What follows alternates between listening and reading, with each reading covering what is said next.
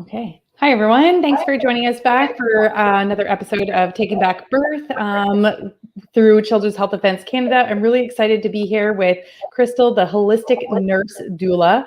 And we were just talking about her bio, which is quite extensive. So Cristelle is a nurse in birth postpartum doula in Ontario. I think we're in the GTA area. Cristelle specializes in holistic health, psychology, nutrition, weight loss, alternative medicine, and pregnancy and birth planning. And this is what kind of got our conversation started. I was like, you kind of do it all, don't you, Cristelle? Cristelle, yeah. Sorry. That's okay. Yeah. Well, I guess when you've been in the system for a while, especially like as a nurse, you start to see a lot of the cracks. And I'm just someone who's really studious. So when I noticed all these cracks, I was like, well, how do we fix them? Right? Because there's got to be a way to fix them besides just letting people suffer in hospital beds. Yeah, absolutely. So how long have you been in RPN for? I've been an RPN since 2012. Okay. So you would have noticed things pretty early on then. When would you say that you started noticing these cracks?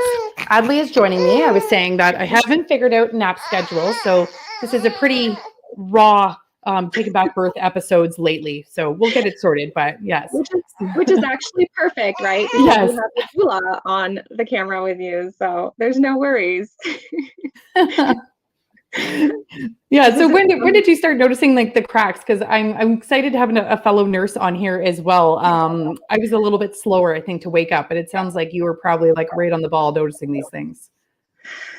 I started noticing probably in college when I was at Humber College, and just like how it was so systemic, like the training of the nurses, it was almost like military training.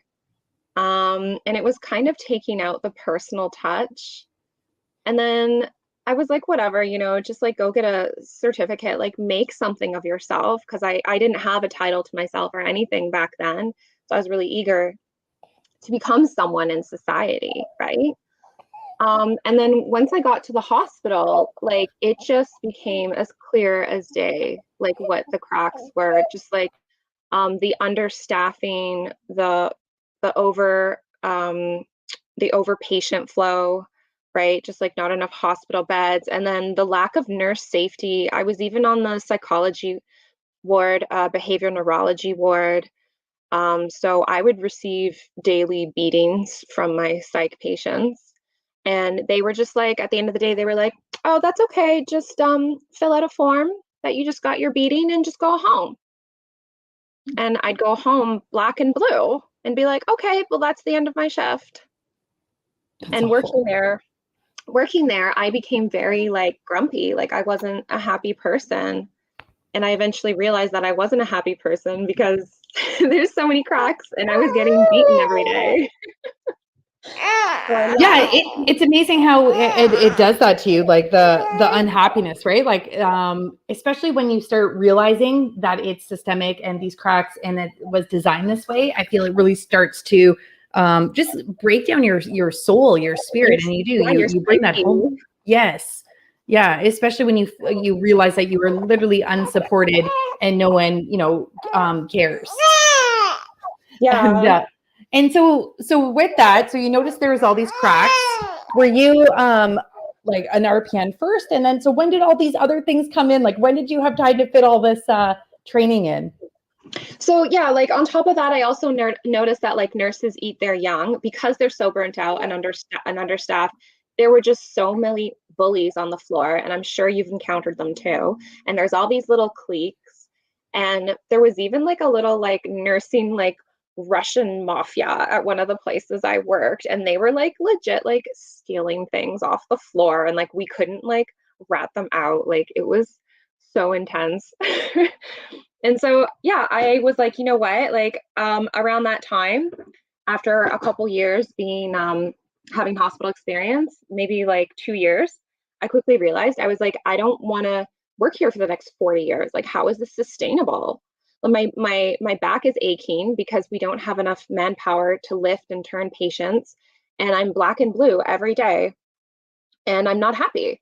how are we supposed to be here for 40 years, right? Like I was just entering my career that time at the age of 21. So yeah, I started shifting gears and I started looking around, and I got into occupational health nursing from there. And that was a little better because you're more of like an office nurse. It's a little more cushy than like being thrown into the hospital like full force. And you're more of like a nurse for like the workers in the workplace. But then again, like there is a high level of like indoctrination and like big corporate daddies like looming over you, and then you're kind of like the middleman for like, you're stuck in like the middle for like employees and the contractors, right? So then the contractors want you to do something, and then the employees are like, hey, like help, like we're being bullied, like it's unfair pay, like we're basically like slaves, like help us. And you're like in the middle, and you're like, you can't really like move too much, like, you know what I mean? Yes. So then that was like that is not desirable. um and then it was hard because like I genuinely have a good heart, and I became a nurse because I want to help people, I want to heal people, I want them to get better. So yeah, it was just like all these different career switches, and just the cracks kept growing, or they just weren't going away. And then and then the mandates all came down and stuff. And so then I just took it into my own hands to just go into the private and just start my own business where like Billy Harrigan says, where I could be a useful human. Yes. Definitely no more useful humans these days. Useful humans with common sense would be great. Exactly. Would be great. Yes. So that's what you've been doing. So you moved into the private sector. You started up your own business, and as the holistic nurse doula. Yeah. So in 2020, I got certified as a doula. I opened up my own little supplement shop with the help of Dr. Mark Taliani. And then I just shifted more into private like nursing consultations, right? And I even still do private home care for nursing. That is still needed. People still need that. And because of the divide in our community, people will want this kind of nurse and people will want that kind of nurse, right? So I'm this kind of nurse. With your own niche. Yes. Yeah. Yeah. So what does that look like with at-home consults and nurse consults? So what are you doing these days? So I kind of all tie it together. Like that's why I've kept the title the holistic nurse doula, because in consultations it'll come up that someone wants to get pregnant but they need a liver cleanse, right? And so with my supplements, I'm able to prescribe like a 3-month liver cleanse for them in order to increase their fertility. And then down the road, they get pregnant, and then they just hire me as their doula. And I help them have like a successful and safe home birth or hospital birth, or however they want that to look. So it's pretty amazing to be able to be on this journey with the women, the parents or the couple as together to help them, through their nutrition to become healthier, to create this, opportunity to become pregnant and then get invited into that space too. I think that's pretty amazing to be on that whole journey with them. You would really get to know your clients very well. And then on top of that, because I have because I'm just very versed in psychology, I'm able to do like what I do in my doula appointments. I actually set up several doula appointments, and I do psychological work with the mother to prepare them for birthing. Like I actually set up sessions where I'm removing their fear and their blockages, because it makes it easier for me and it makes it easier for them. You know what I mean? Because then when we're there in that time and in that space where it's time to give birth, they're no longer in a place of fear. There's no withholds. And I find that labor actually moves faster.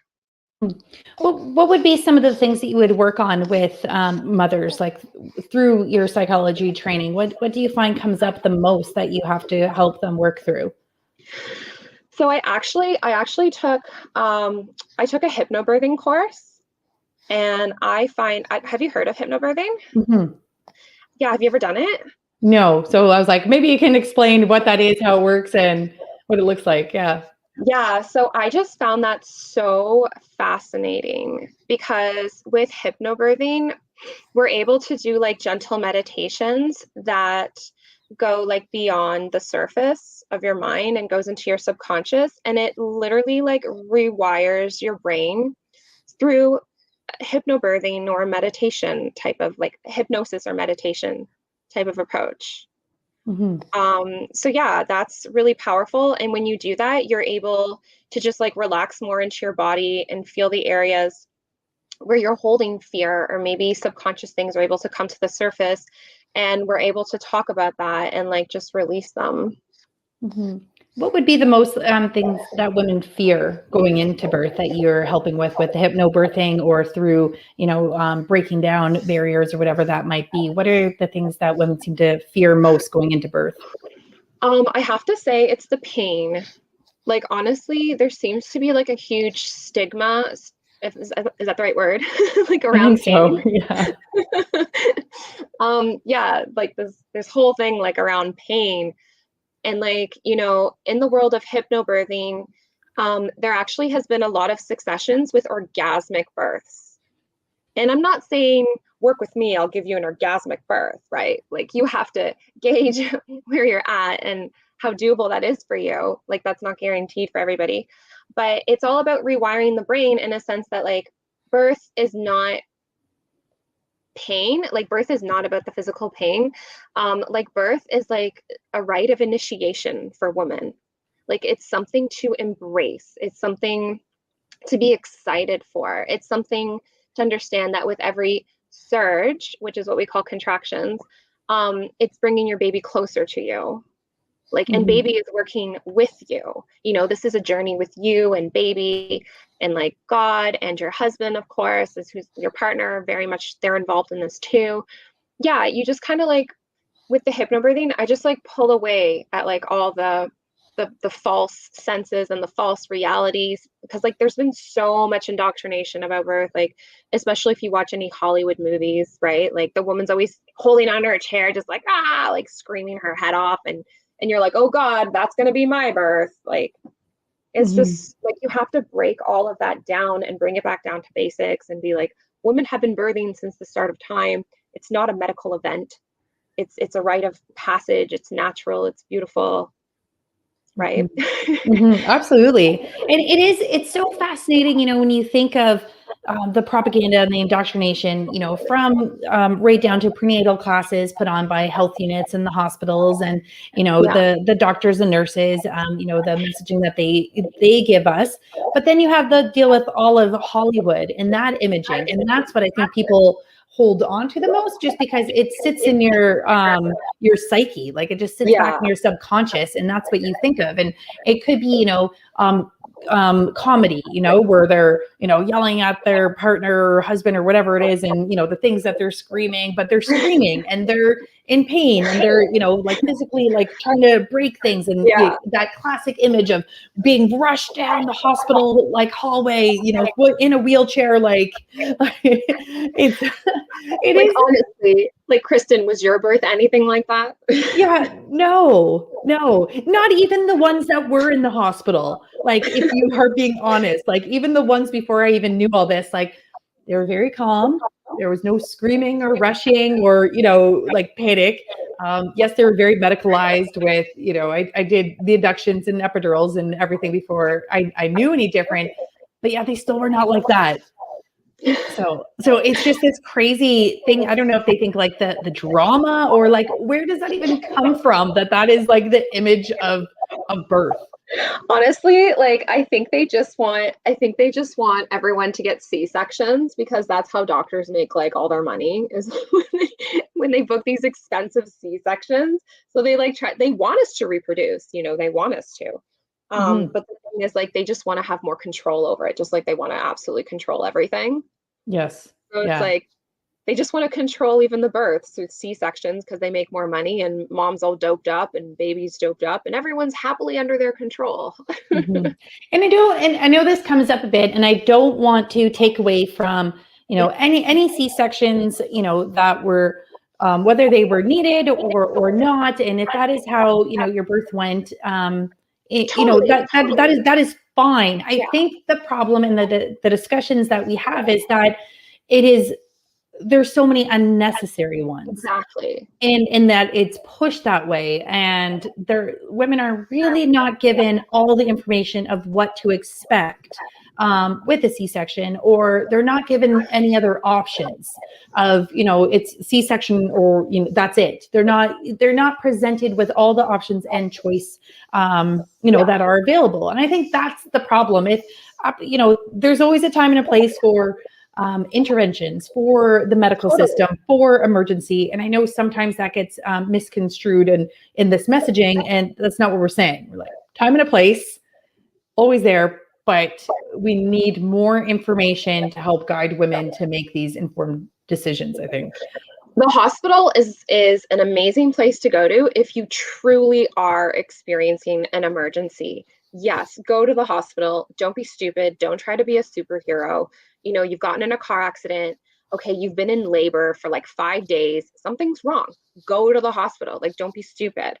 But where I'm getting at, like what I'm saying is with you, is that people, they just like scheduled a C-section, like they're scheduling to go buy their next Hermes purse. Absolutely. No, definitely. And that's, yes. It's like, hey, when can we schedule you in? When can we book you? This day doesn't work. That conflicts with, this family gathering, but, we're going on vacation here. Maybe we should get this in before vacation starts. So we'll book you in this day. And right. And that's like, and if there isn't an emergency, I feel like that's not honoring mom or the baby's timeline, right? Because there's like a natural progression and timeline to things. And at the end of the day, C-section is still very invasive, major abdominal surgery where they're cutting through 7 layers of tissue. And not only that, but there is no rehab. There is no special physio or clinic or something you can go to as you're healing from the C-section. You're just sent home alone, and you're like, if you have the money, hire a postpartum doula, hire help, pray to God grandma or mom is around so they can come and help you in your recovery. Like it's a lot, or husband is skilled enough to multitask all those things. Yeah, no, absolutely. Like it's a really big decision, and I feel it shouldn't be taken lightly. No. And I think that's the problem. I think what hospitals are up to, at least 30% C-section rate. I think in Brazil, it's 80%. It's just crazy because I think it's just easy. I don't have to do anything, schedule. I know my baby's going to come. But the other thing around that is you don't realize the physiological repercussions that follow that as well. The bonding with your baby, the healing, your milk production, your ability to breastfeed, it's all connected, and the risk. So I don't know if you saw this going around. Actually, there's 2 things that have come up already, and I was like, okay, this is why we came on today. I'm going to come back to the pain portion of it, because that's been a big conversation lately this past week. So, but there was this video that went around that someone had posted, and it was this woman. She was a doctor, and she was trying to show her son how he was born. He was born through C-section. So she must be a very skilled artist. So she made this abdomen out of Play-Doh. Yeah, I saw that. Okay, so she made this abdomen out of Play-Doh, and she got her son involved, and she's like, okay, now we're going to cut through here. Okay, now we have to pull this back. Okay, now we're through the fatty tissue. Okay, now we need to go through this. I don't even, like you said, 7 layers of tissue, right? That you have to do different cuts for. So it was your scalpel for cutting, and then you cut your scissors, and then when you get to the muscle.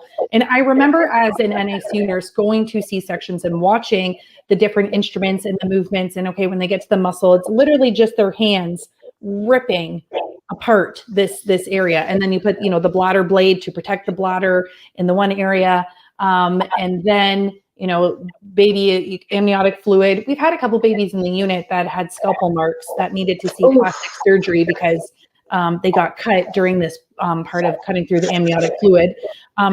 But yeah, bladders can get nicked. I keep losing the light. Bladders can get nicked. Bowels can get nicked. You're literally using your hands to rip through the muscle. And then when I first saw my first C-section, I was surprised at the violence of pushing on the abdomen. to like the force that was needed. They're like, okay, lower the bed. So they're really above the woman and pushing down to get this baby out. Anyways, I bring that out because bring this up because this video was getting shared like, oh, what a great presentation to show how, it's what happens in C-sections and how it looks or what happens, a great explanation. But I was like, oh my gosh, like this video should be used. Sorry, I don't know if it's feedback on my end, but I apologize for that. No, I can hear you fine. Okay. It's just, so I was like, this video should be used as like to make informed consent, because I think we take it for granted about C-sections that it's not, that it is an invasive surgery. And I think people don't realize, because it's like, oh yeah, we'll just schedule a UN, no problem. Oh yeah, it's no big deal. You'll be fine. Here, we'll book your baby in this day. But when I watched that video, I was like, oh my gosh, this like needs to be shown to every mother that's considering birth to them becomes a mechanical event. Yes. Right? It's no longer natural or physiological. Yeah, absolutely. I was like blown away. It's like, that was a good video to like just prepare you. The other thing I wanted to come back to was the pain, especially because you brought up hypnobirthing. So this was brought up a lot to me. I love Yolanda Clark and everything.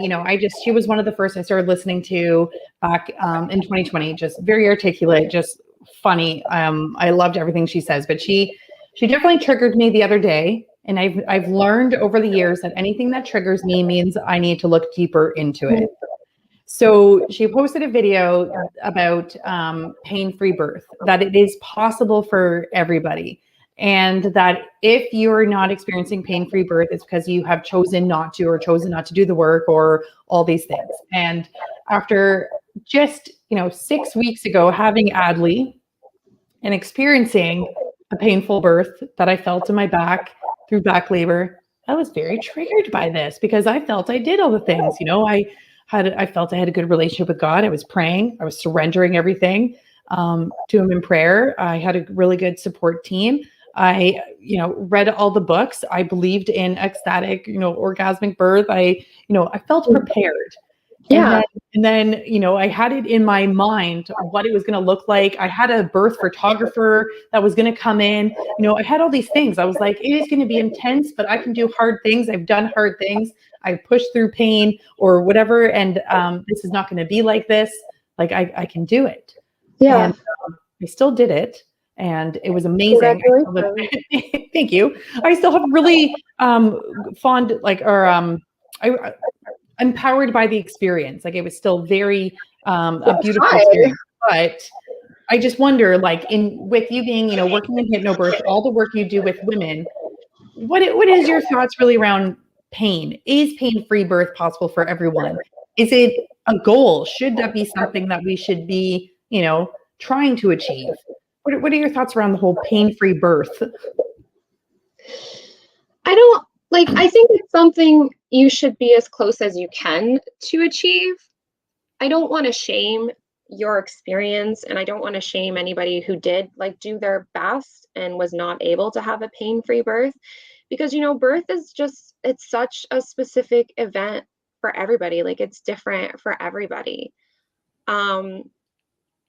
But it just makes me wonder sometimes, like you said, you still had a lot of low back pain. Did you feel did you set up enough support? Did you feel like you had enough support in the moment? Did you have any fears about support moving forward? No. Okay. So just birth is just different for everybody. And it's just not that's just something I would question, right? Just because low back pain normally means lack of support in the body, right? Body parts mean different things. Yeah.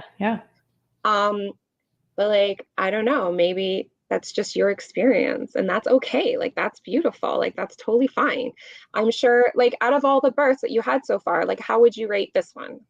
Oh, definitely by far my best experience. And that was with feeling everything, where the boys where epidurals, where you're numb. I didn't feel the pushing, and I definitely not. I don't feel any shame. It's just been a very interesting conversation, and some of the things that have come up was should pain-free be something we're trying to achieve? Can pain be looked at differently?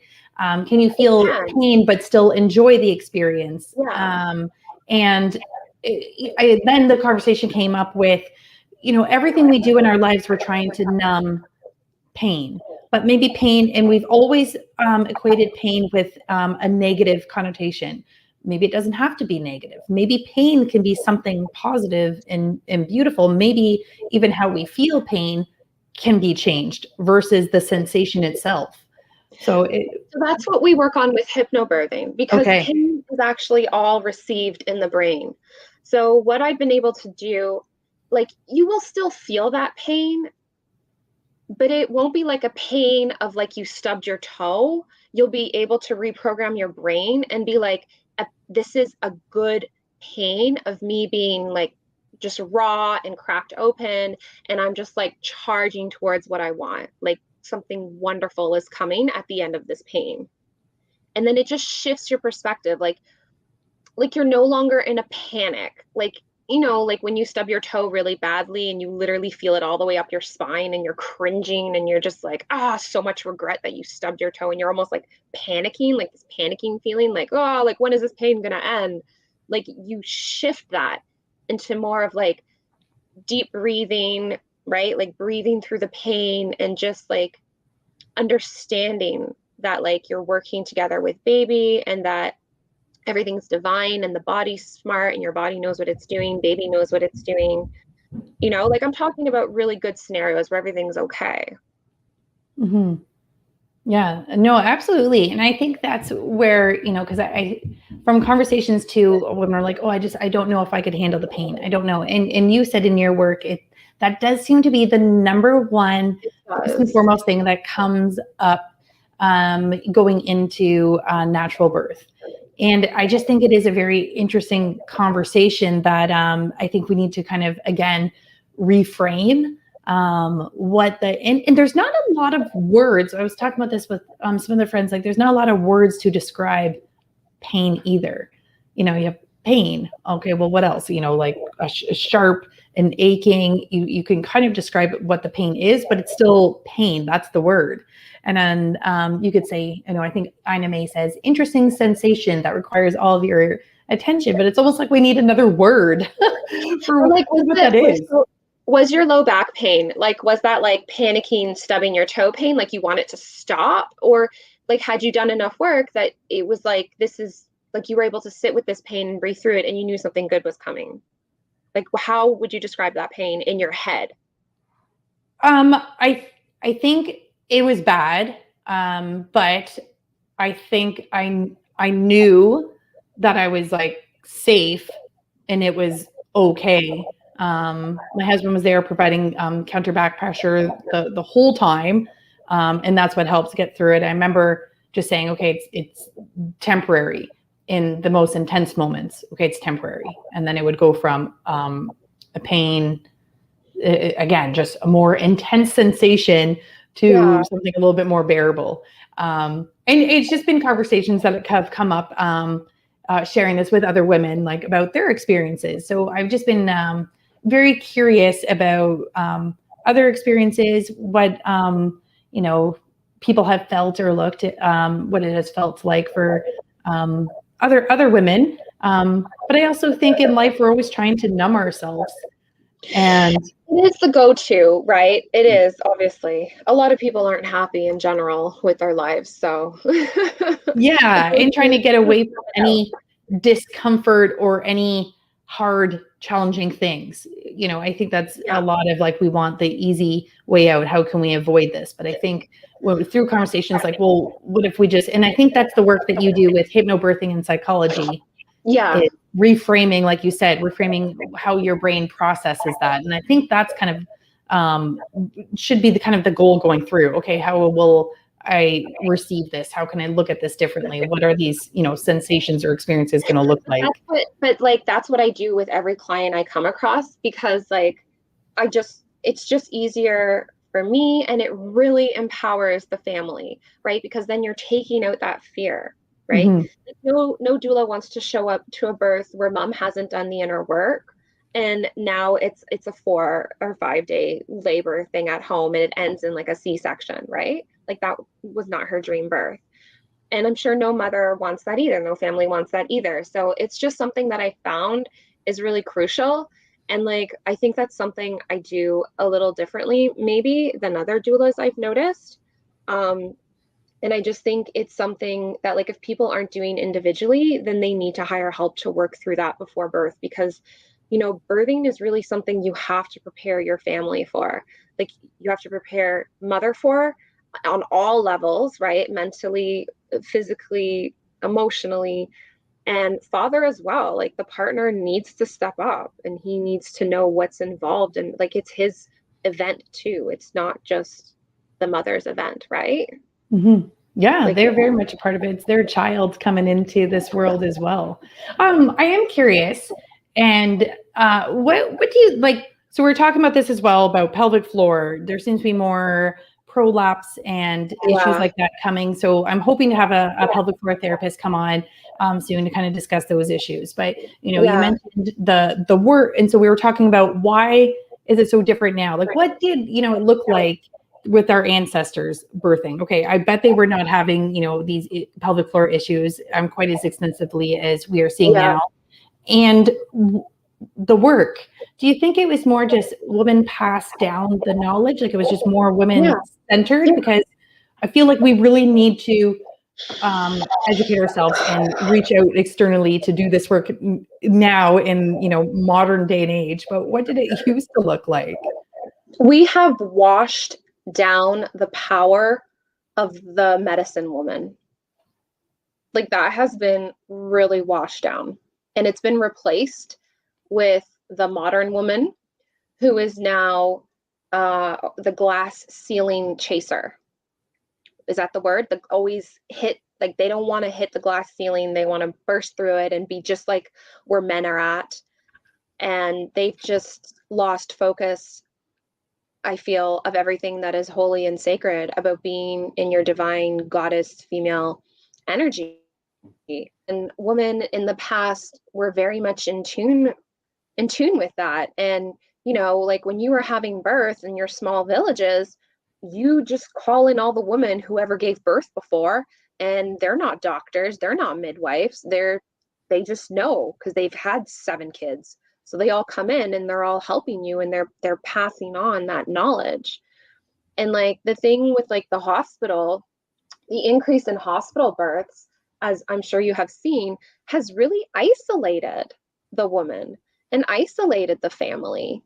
So they're not getting all this medicine knowledge, the wisdom medicine knowledge from the past.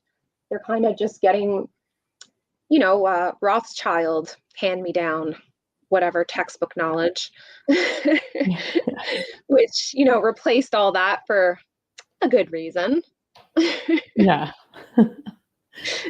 And the whole pelvic floor thing, like, these women, they used to churn butter. Do you know how hard it is to churn butter? That is a Mhm. full body core workout. Okay. They used to go and forage for things, like take care of animals on the farm. Like, how many hours that? Oh, am Mhm. I still here? Yeah, you're good. You're back now. Okay. Not only that, it's really friggin' sad, the level of pedophilia, sexual trauma, um, just all sorts of manipulations that are now happening on children. Mhm. So you don't have to wait until you're a grown ass woman to have a weak pelvic floor. You could have already started building a weak pelvic floor from a baby, from a child, based on, if you had sexual abuse, if you lived, even if you didn't have sexual abuse, even if you lived in a very scary household where there was never any stability, your body is constantly tense. Your body does not feel safe. Your fascia is not working the way it should be working. Um, and you have to unwind that. You have to unwind all the knots in your pelvic floor. Pelvic floor therapists are really great for that, if you find one you're very comfortable with, because it does get invasive, but it's necessary work if you want to heal. There's all sorts of videos too on YouTube for pelvic floor healing that you can look up. And once you take out all the knots and kind of relax and reset your fascia, then you can actually start to do like pelvic floor exercises. And you can start to strengthen your pelvic floor in the way that it needs to be prepared for childbirth so that you'll bounce back faster. Mm-hmm. Yeah, it is really, really sad to see, I guess, the decline in our knowledge, physical bodies, and everything we're doing these days. Every convenience that has come in has come with a sacrifice, and I think we're seeing that on all levels now.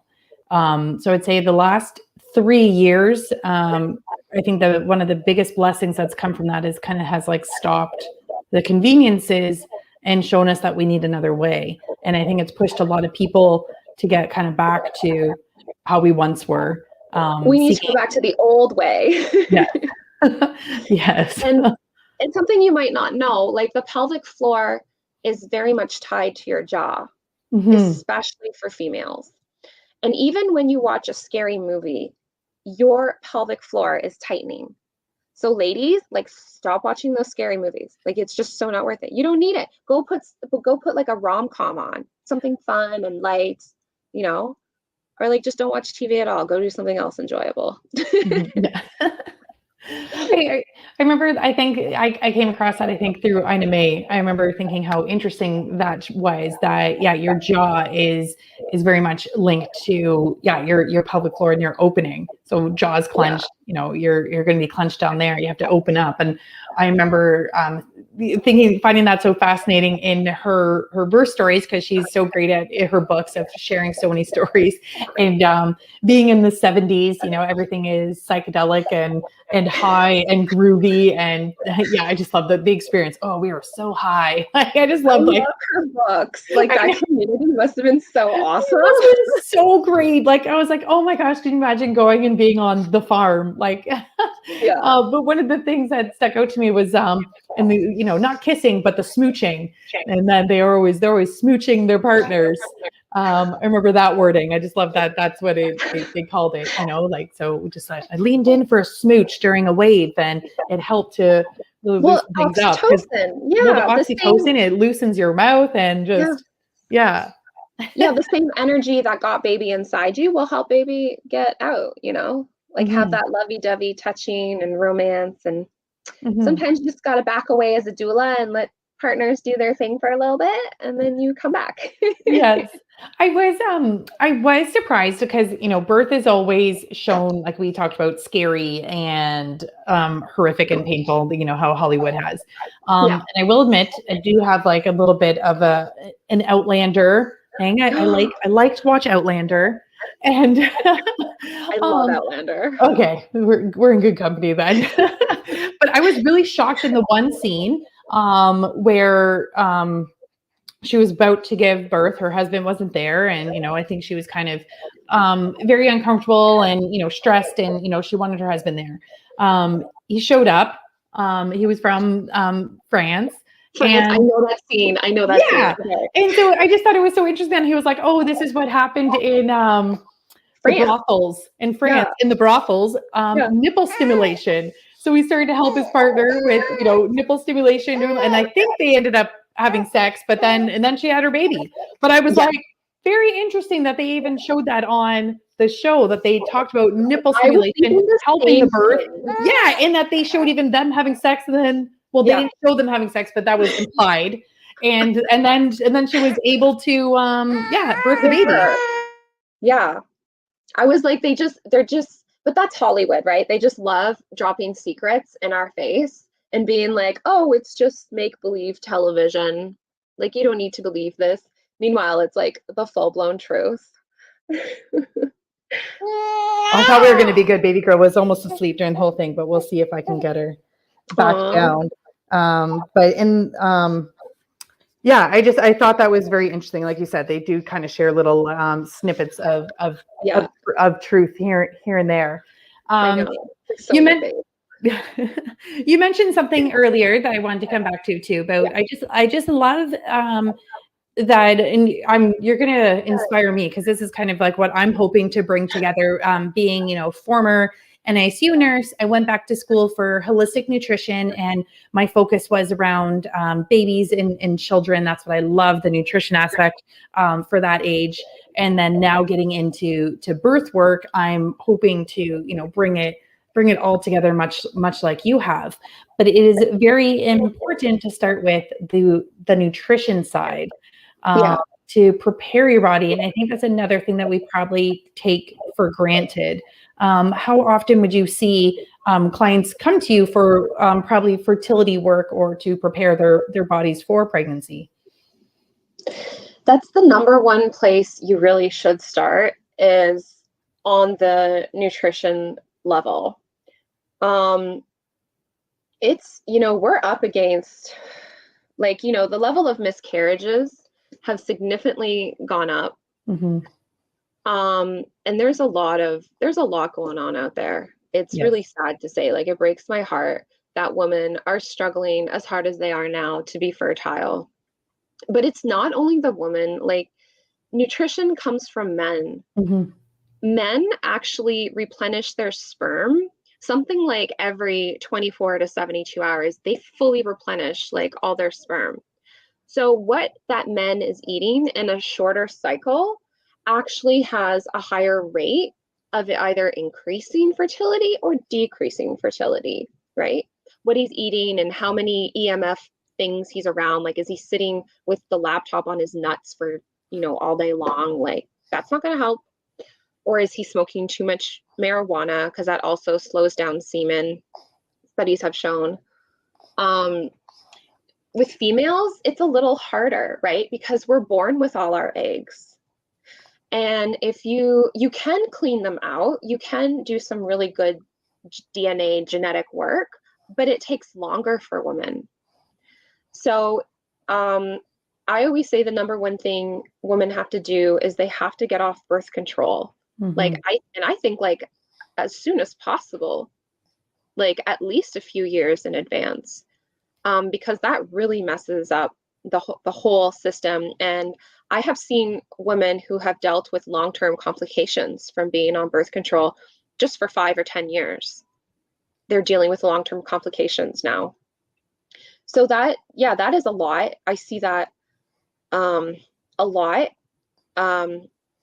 I was doing research and I discovered that about something like 80% of the miscarriages are actually based on the quality of the male sperm. It's not as high as we originally thought it to be on the female. So I love to put most of the onus back on men, right? I mean, it takes two to tango, but people forget the men.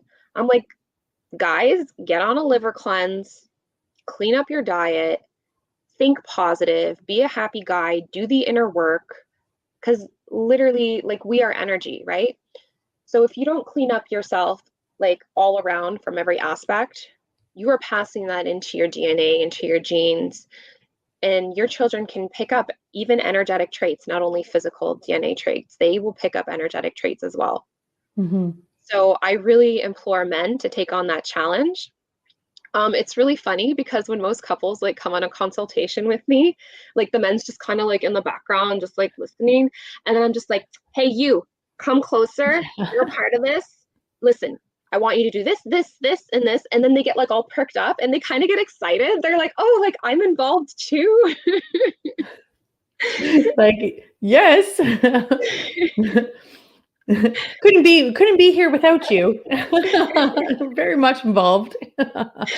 Yeah. And I feel even that, they even cut that out in the very, Western medical aspect of things.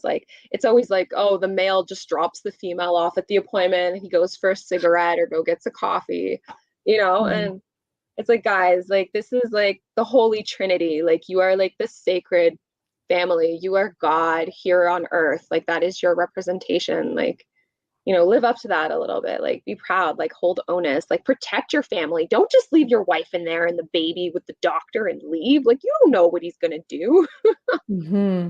And is that how that used to be the culture? Like all the men like waiting in the waiting room, like with the cigars or whatever Yeah. they had, just waiting for, baby to be born, and then they come in. It just, yeah, no, it's very much a sacred partnership that needs to be fulfilled together. And it was great. Last week, I had two fathers come on, and just listening to them speak about their experience with natural birth and the home birth, and being there for their wives and being very much a part of it, and the research, they were just glowing, and they're just so proud of the opportunity to be involved and to be there and to be part of the experience. And it was just very beautiful, because I think often I think the men forget that they're involved until they're reminded, like you do.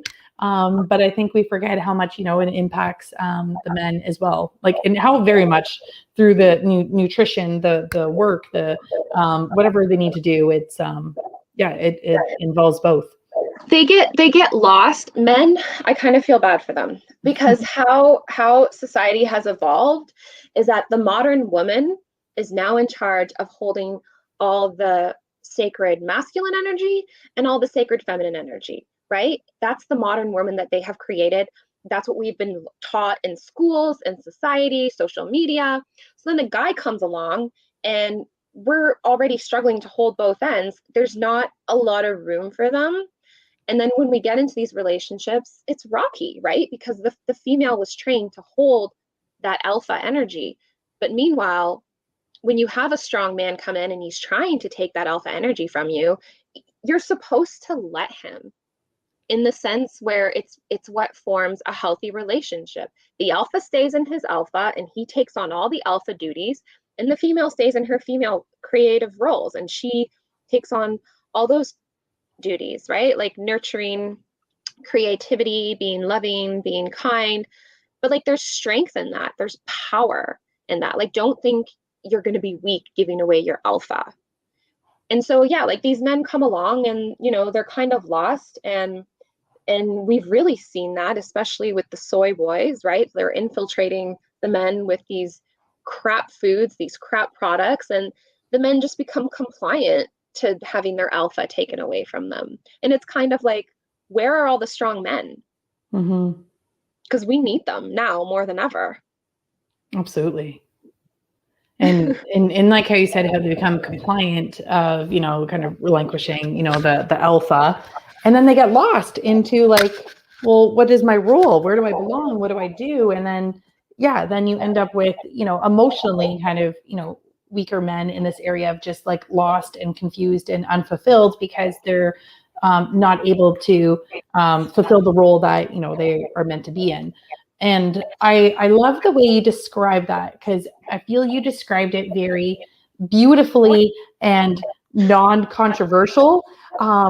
This conversation has come up amongst girlfriends and I. Just some of us, are Christian, some are not, and so the biggest question, there's a word, right, in biblical sense, and it's like surrender to the man. And I think that word can be very difficult for strong women to understand what that means. And I think you just described it so well. Like it is, letting go and surrendering to, this man that is in your household, to, be in this alpha position, to, be strong and hold things together. And that allows you to be actually stronger. Yeah. And able to be, more in yourself and who you are, because you as a woman are not trying to be all these things where you're exhausted and falling apart. You can't do it. You just can't. I have tried many times. I have been, the breadwinner, full-time, working all the things. And then you become a mom and you're like, well, I'm still going to work full-time, plus start a business, plus go to school, plus raise a kid. And no, it is not. And then hold that. What's that? Sorry. That's what they want you to believe. They want you to believe that you can do whatever men can do and more. But you're damaging yourself. You're damaging your identity, and you're damaging your partner. Mm-hmm. and your family. Mm-hmm. And by lifting them up, by being in that, able to, and I'm going to use this word because I know it is a bit controversial, but it's just because it's come up conversation, like by surrendering, because that's how I felt too. Like I felt I had to surrender myself to God in the birthing process. I'm just going to surrender myself to this process. When you surrender yourself to your husband, they come back and they adore you as, they should, and, hopefully did when you got married, but that's the cycle. They also adore you and lift you up and honor you as well. So it becomes this beautiful cyclical, I can't say words lately. Cyclical. Yeah, thanks. Of image, right? Yeah. Yeah, no. I'll let you kind of, I'll get her settled. It's okay. Poor baby. It's okay. She's getting used to being an embodiment in this lifetime. She'll figure it out. You'll be a good mama with her. Yeah, it's not like, I know people like freak out because they're like, oh, surrender, and then someone else has control over you. But if you have an alpha male who is coming forth and he's trying to take charge of things, the very fact that he's trying to take charge of things shows that he has initiation and motivation, and that he loves you and he cares for you. If you are with a man who is not trying to take charge of things and not trying to provide or motivated, then I would be worried, because to me, that's not healthy. I don't think God makes mistakes. I think God puts us in the bodies that we are in for a very good reason. And female bodies have a very specific energetic signature to them. And that's all about the divine female. And that's really easy to look up. So many people right now are on like a whole high, like there's all these Instagram pages where they go on and on about the goddess divine female and the sacred strong alpha. And you can read up about that. There's so much stuff about that. But there's a specific energetic signature that goes to the female, and it also goes to the male. And we were literally built for the roles that we've been put in. Literally built for them. And if you research the past, like that's where all the success in the families have come from, is they have stayed in their roles. They have stayed in their sacred roles, and they did not try to deviate. And that's not to say like don't follow your dreams. If your dreams are, if you want to be like a big badass bitch boss, like, go for it. Like, why not? But like, just don't trample on your partner. Don't trample on your sacred alpha who's there, and he's also trying to provide for you and motivated and do things for you. Like, there's a time and a place for everything. Mm-hmm. Absolutely. Yeah, it's interesting. Some of my favorite businesses in my local town, I was thinking of this, are run by women. And I do think it is really amazing to see them in this role, like you said. But it's, finding that partnership. It's just something, I think, because I was forced out of my career, and I don't think I would have done it without, the bridge that burned behind me. But it just made me think a lot about just everything, just where we are in this world, what society has told us to be, how to act, all the roles and things. So it's just, it is an interesting conversation, and one that I've been reflecting on a lot lately as myself, as I find myself in this new role. Yeah, like it takes practice to fall back into those roles, right? Because sometimes, and like no one's perfect, okay? So sometimes your sacred alpha will have a streak where he's just really friggin' out of it and he can't provide. And like, that's okay. That's okay. That's what partnership is about. There's a balance, right? You have to step in, you have to carry things for a little while for him, and he'll bounce back. And vice versa, right? Like, you'll go out of, like, you just gave birth. I'm sure there's tons of things that your partner is covering right now in order to help you, right? Yeah, like absolutely. It goes back and forth. And that's like a healthy relationship, is that there's just like a seamless flow. Like, no one's keeping track, and it's just ebless. Like, it's just give and take, right? Like, you know what I mean? Mm-hmm. Yeah, absolutely. No, I feel very grateful living in that for this moment right now, with helping with, the dinner and the kids. And once they get home, I'm like, okay, because by by 4 or 5 after being home with just the 3 of us all day, I'm like, I'm tapped out, I'm done. Yeah. Here you go. I was thinking, having this conversation, all the other things woven together, I was like, oh, for this Taking Back Birth show, that was a lot of different topics, but I think it's interesting because it really does all come together, and it is very important for the birth you're going to experience as well. All these things matter, your nutrition, both of you, your environment in your house, your relationship that you have, the support that you have. It's all your mindset, and I think that comes a lot with you mentioned the work that's involved. And it is a lot of deep work leading into the process. So I feel all these topics, you think, oh, Taking Back Birth, we're just going to talk all, things birth, the process at home. But all these aspects are vitally important to get you to that end birth that you want. Yeah, I'm like a super analyzer. I'm a Virgo, so I've analyzed the shit out of this and everything involved in giving birth. So you must notice, like, throughout, how long have you been doing this work? Birth work specifically? Mm-hmm. Yeah. Only since 2020. Okay. But I've had a holistic background probably since 2013 was the last time I ever took any kind of inoculations. So that was really eye-opening to go down that road, because I myself was injured pretty severely, and that's what led me to my healing journey. Is I had to heal myself from that inoculation injury, because no one else would take me seriously. No one else would help. But in going down that path, I discovered alternative medicine and how strong it is. And it definitely helps that I'm a nurse, right? And I'm sure you've noticed that too. Like, just everything, it's such a bonus to be a nurse, because I'm sure you notice, like, everything that the doula chats are talking about, like, you're just like right on top of it, and you're like, oh, that would make sense why that would happen. Oh, okay, she's constipated, she needs this. And like, you understand the lymphatic system and all the body systems and breastfeeding and everything. Like, it gives you one up. And not only that, I honestly think, and I might be biased, but nurses are a special breed.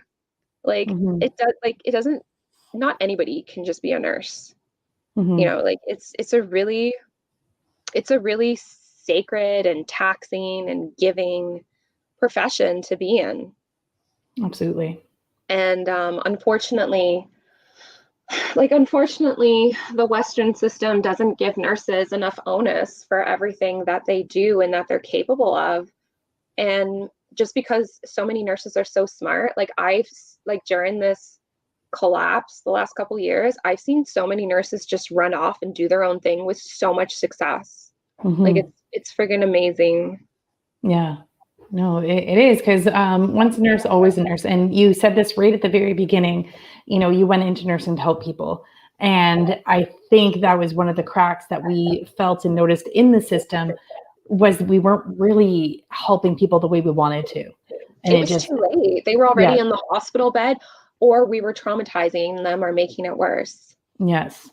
And so it wasn't quite the work we wanted. So now, stepping back, you've become the holistic nurse doula, so you get to actually help people. And I found myself before, when I was doing nutrition work with babies and kids, I was like, oh, I get to educate them before they end up in this place. I got to educate them before they have to come to these decisions. And so I found, stepping out of the system, I was way more beneficial than within. And I think, we've talked about this a lot with, the group we're in, is that you can't change the system from within. And, I think we are kind of naive. I'm sure there was a time where I did think that was possible. But I think the reality is it's not.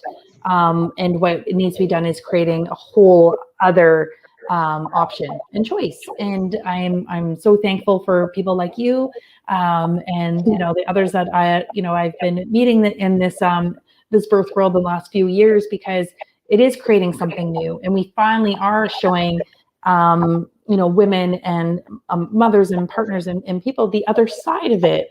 Because that's the biggest thing. My takeaway was that I didn't know any different.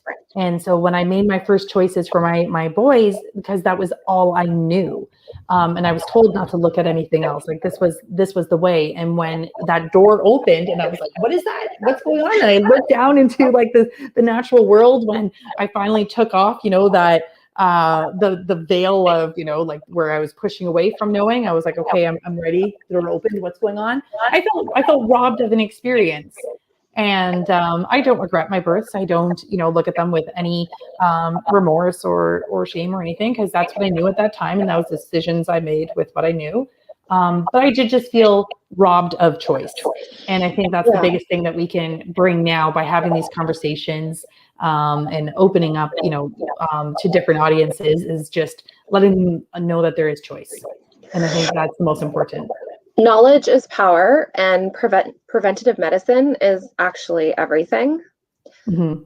And just a side note, because now I'm thinking about, you said you had back pain. I'm actually wondered if you even just had some physical trauma from the epidurals in your low back, because cells hold on to memory, right? You have cell memory.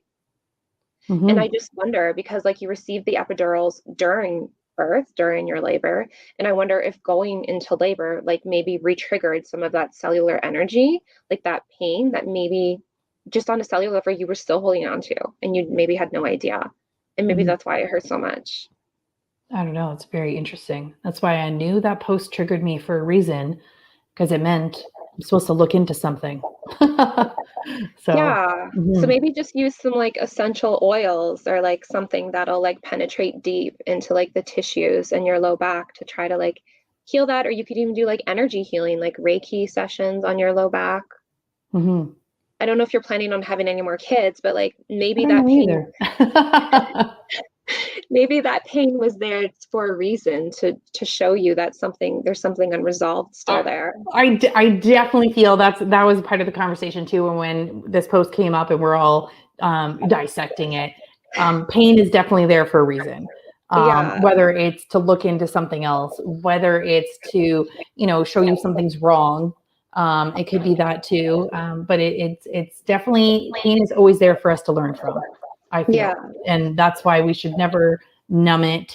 Or suppress it. We need to feel it, lean into it, and find the meaning behind it, what it's trying to tell us, because our bodies are always speaking to us. Yeah, pain is not always something to be so afraid of. Like pain can be very telling. Yeah, you're right. Totally. Yeah. Well, thank you very much for joining today. I think Adley, want to say hi now? You did pretty good there, baby girl. Kind of slept a little bit. And nurse, I'm always scared I'm gonna show. Oh no, you're shy. That's okay. You don't have to. Yeah, but yeah, but we're watching. Yeah. Well, thank you very much for joining me today and having these conversations.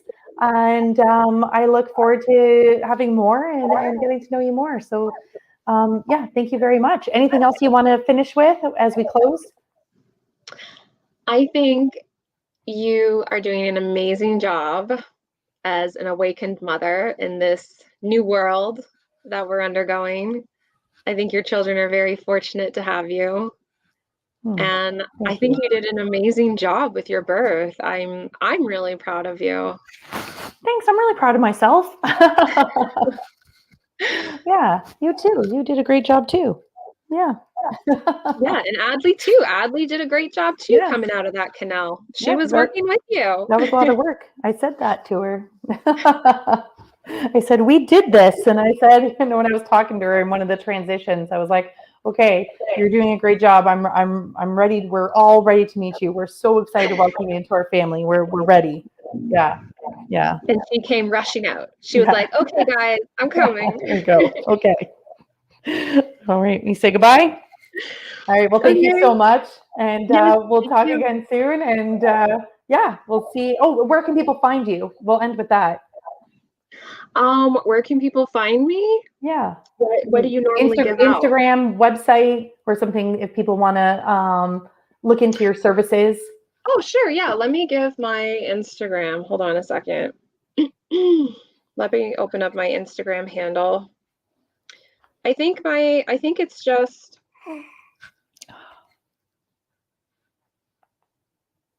oops. Yeah, so my Instagram handle is just nurse_holistic_love. Okay, perfect. So Nurse Holistic Love, that's my Instagram, and that's a good enough place for people to reach me there. It's public. I'm not afraid to speak out, so enjoy my content. Sounds good. All right, thank you so much. And I'll post it in the little notes. All right. Okay, Bye. thanks for this opportunity. Bye, guys. Bye.